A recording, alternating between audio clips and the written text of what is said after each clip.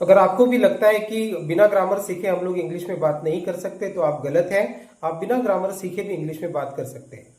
तो आइए हम लोग अगले 2 मिनटों में समझेंगे कि किस तरीके से बिना ग्रामर सीखे हम लोग इंग्लिश में बात कर सकते हैं।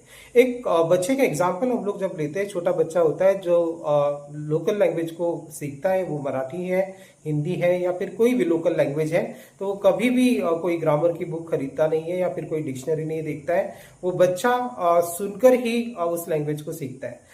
तो अगर ग्रामर को हमें उस लैंग्वेज में अप्लाई करना है तो पहले उस लैंग्वेज को हमें बोलना आना चाहिए, तब जाकर ग्रामर को अप्लाई करके हम लोग उस भाषा को और भी शुद्ध, और भी मॉडिफाई, और भी ब्यूटीफाई कर सकते हैं।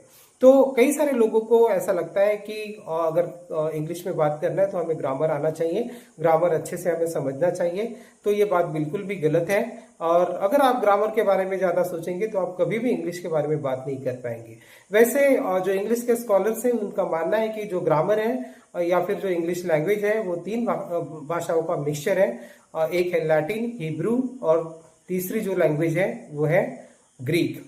तो इस भाषा का प्रमाण हमें डिक्शनरी के अंदर मिलता है। जब हम लोग डिक्शनरी में किसी वर्ड को ढूंढते हैं तो वहां पर लिखा होता है कि ये जो वर्ड है उसका ओरिजिन है वो ग्रीक लैंग्वेज से आया है, लैटिन से आया है या फिर हिब्रू से आया है।